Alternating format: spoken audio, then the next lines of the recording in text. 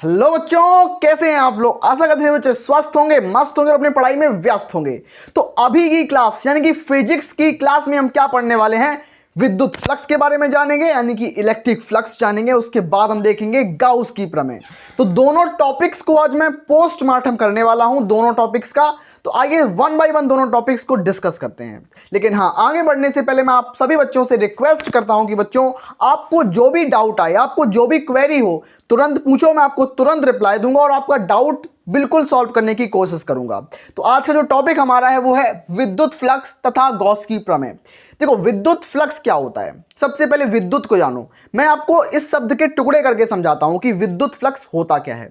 सबसे पहले विद्युत, तो विद्युत का मतलब हम बिल्कुल अच्छे तरीके से जानते हैं कि विद्युत का मतलब इलेक्ट्रिक। इलेक्ट्रिक मतलब विद्युत धारा के बारे में, इलेक्ट्रिक करंट, जो करंट हमारे घरों में पास आउट होते हैं उसको बोलते हैं विद्युत। लेकिन फ्लक्स का मतलब क्या होता है, फ्लक्स, तो फ्लक्स का मतलब होता है एक प्रवाह। फ्लक्स का मतलब एक फ्लो। आप देखते होंगे कि आप नली से पानी को बहाते हैं तो पानी एक प्रवाह में बहता है, एक धारा में बहता है। तो फ्लक्स का मतलब होता है एक प्रवाह, एक तरीके की धारा। किसकी धारा, विद्युत की धारा। तो विद्युत फ्लक्स का मतलब हो गया कि विद्युत धारा, विद्युत की एक धारा, विद्युत का एक फ्लो, उसको बोलेंगे विद्युत फ्लक्स। तो फ्लक्स का मतलब मैं लिख देता हूं यहां पर, फ्लक्स का मतलब एक तरीके का फ्लो होना, एक तरीके का प्रवाह होना। बहना, प्रवाह का मतलब होता है एक तरीके का बहना, बहाव। उसके बाद विद्युत मैं बता चुका हूं।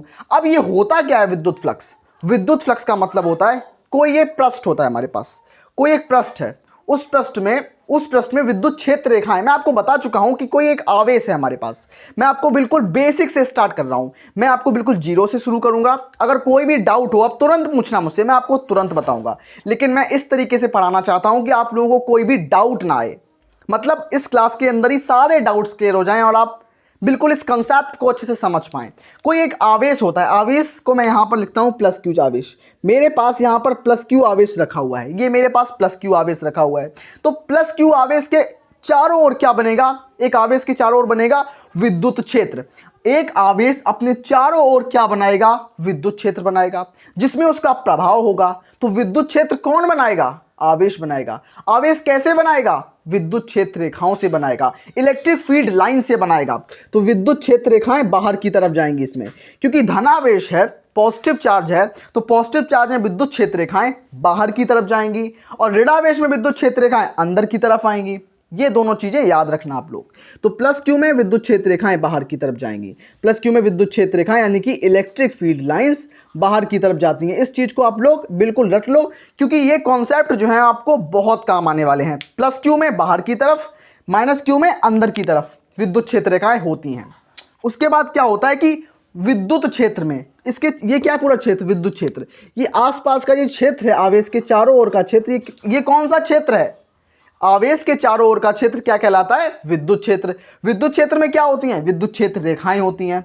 आशा करते हैं आप लोगों को समझ में आया होगा। बच्चों, अगर आपको कोई भी डाउट आ रहा हो दोस्तों, कोई भी क्वेरी हो, A to Z, पूरे फिजिक्स में, पूरे केमिस्ट्री में, पूरी बायोलॉजी में, पूरी हिंदी में, पूरी इंग्लिश में, तुरंत पूछो, मैं आपका विद इन 10 मिनट के अंदर रिप्लाई दूंगा। और आपका जेन्युइन डाउट होगा तो मैं बिल्कुल उसको प्रैक्टिकल तरीके से भी समझाऊंगा, पूरी कोशिश करूंगा आपका डाउट तुरंत क्लियर करने का।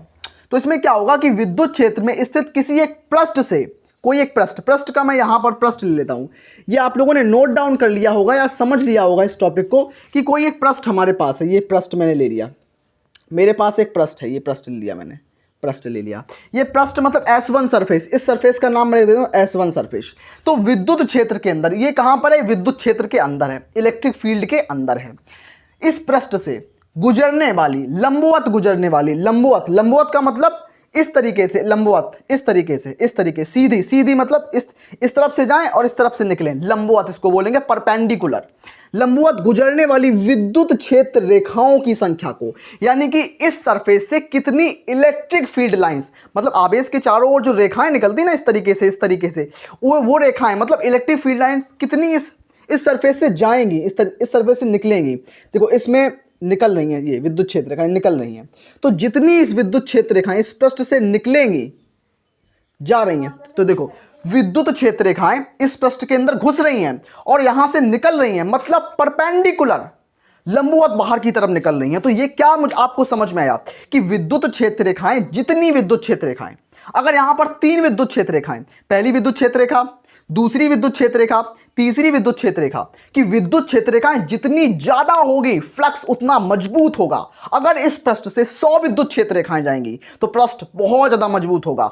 अगर इससे 10 विद्युत क्षेत्र रेखाएं जाएंगी तो कमजोर होगा। अगर 1000 जाएंगी तो और ज्यादा ताकतवर होगा। मतलब इस फ्लक्स क्या होता है? फ्लक्स मतलब बहाव, कितना बहेगा इलेक्ट्रिक करंट। जितना इलेक्ट्रिक करंट बहेगा किस पे डिपेंड करेगा? पूरा डिपेंड करेगा विद्युत क्षेत्र रेखाओं पर। तो मैं आपको लिख सकता हूं कि ये क्या है? ये फ्लक्स हो गया। और फ्लक्स को क्या बोलते हैं? फाई ई।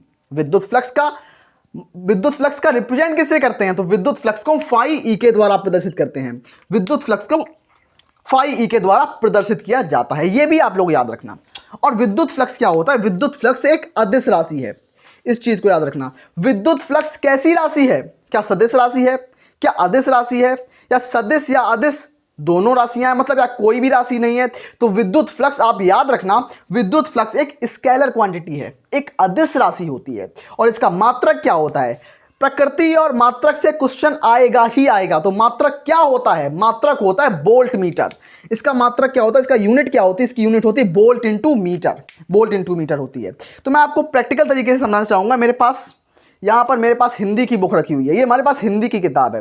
तो इस किताब में से कितनी विद्युत क्षेत्र रेखाएं निकलेगी? मतलब ये एक विद्युत क्षेत्र रेखा है। मेरा मार्कर जो है ये विद्युत क्षेत्र रेखा है, इलेक्ट्रिक फील्ड लाइंस है।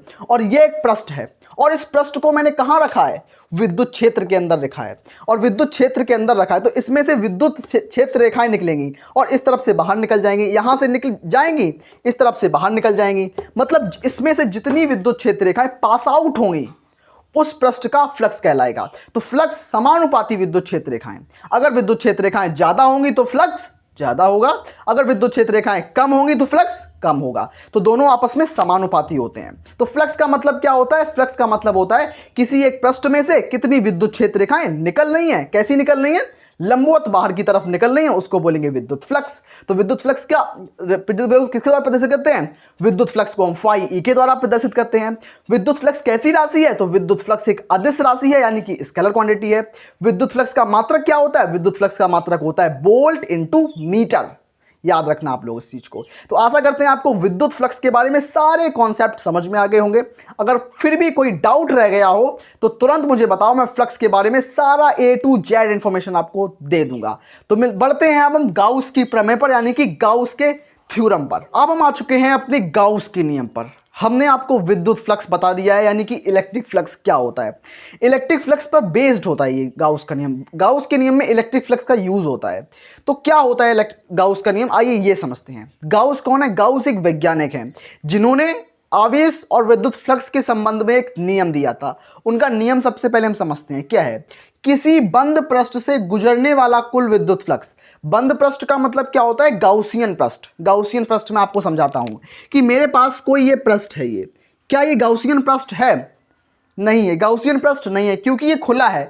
तो गाउसियन पृष्ठ की परिभाषा क्या होती है कि वह पृष्ठ, गाउसियन पृष्ठ एक काल्पनिक पृष्ठ होता है, एक इमेजिनरी सरफेस होता है जो कि कंप्लीटली क्लोज होता है। ये कंप्लीटली क्लोज नहीं है, यहां से खुला हुआ है, इसलिए गाउसियन पृष्ठ नहीं है। क्या अब ये गाउसियन पृष्ठ है? बिल्कुल ये गाउसियन पृष्ठ है, क्योंकि ये पूरी तरीके से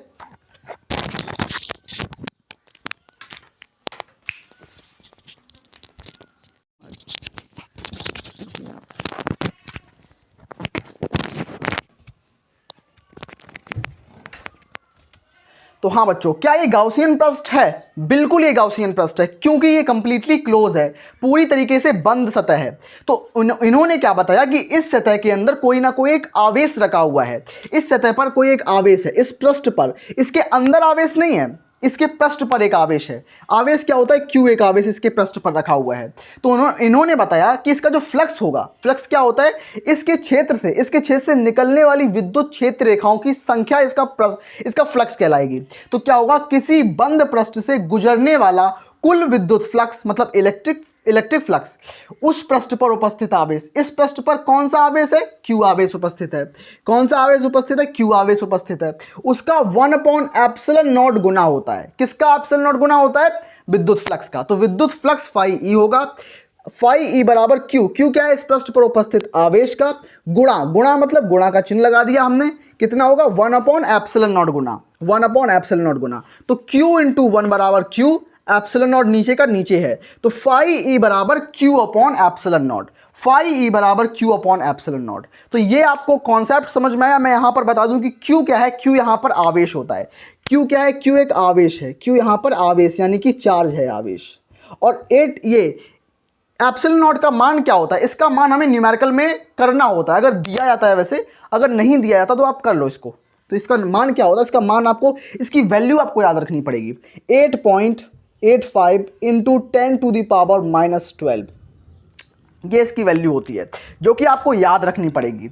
आई होप आपको पूरा गाउस का नियम समझ में आया होगा कि गाउस का नियम क्या बोलता है।